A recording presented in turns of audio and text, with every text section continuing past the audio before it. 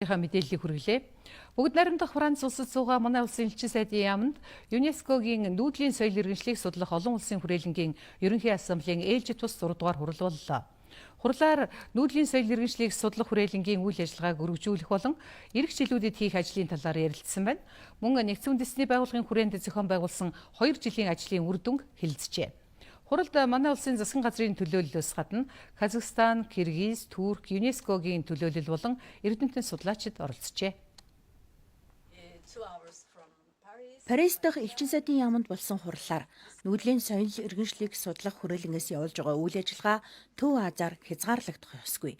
Ойролт орнууд болоод нүүдлийн соёл иргэншлийн уламжлал бүхий бусад улс орнуудыг судлах, соёл хоорондын нээлттэй харилцан хүндэтгэлтэй яриа хэлэлцээг чухалчилж, доктортой энх тайванч дэлхийг зохицлох, хүн төрөлхтний соёлын олон янз байдлыг хадгалах, хөгүүлэн дэмжих, эрдэм шинжилгээний хэлэлцүүлэгт татан оролцуулах болон цаашдын санхүүжилтийн асуудлыг шийдэх зэрэг асуудлаар харилцан ярилцаж тохиролцжээ. За өнөөдрийн хуралдаанаар нүүдлийн соёл иргэншлийг судлах олон улсын хүрээлэнгийн судалгааны хүрээ нүүдлийн иргэншлийн явж ирсэн цар хүрээг цогц байдлаар авч үзэх талаар ярилцсан чухал зүйл боллоо. Монголын тал нутгийн энэ удаагийн хуралдааныг өвөрмөц онцгой зохион байгууллаа.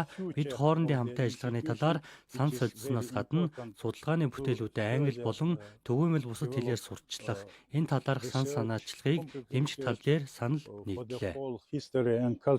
Парис хотод бид элчин сайдынхаа яамн дээр Монгол гэрт энэ хурлаа хийсэн нь нэлээд онцлог боллоо. Гишүүн орнуудын төлөөлөгчид маань бас Монгол гэрт энэ ажлыг, энэ хурлыг зохион байгуулж байгаад их баяртай хүлээж авсан.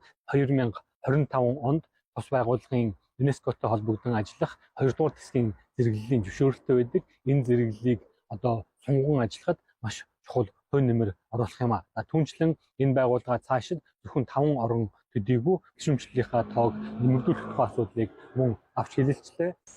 ЮНЕСКОгийн эвэлдор ажилдаг нүүдлийн соёл иргэншлийг судлах олон улсын хүрээлэн нь 1998 онд ЮНЕСКОгийн ерөнхий нарийн бичгийн дарга Федерико Майерийн санаачлагаар Индонез, Казахстан, Киргиз, Турк, Монгол улсын засгийн газар хоорондын олон талд олон улсын гэрээгээр бий болсон. Монгол улсад төвтэй хамгийн анхны цорын ганц ЮНЕСКОгийн 2 дугаар зэрэглэлийн статустай олон улсын байгууллага юм. 1999 оноос хойш 24 жилийн хугацаанд нүүдлийн соёлын уламжлал бүхий улс орнууд ялангуяа иргэдийнх нь ахуй амьдралыг нийгэм улс төр эдийн засаг соёлын талаас нь судлаж иржээ.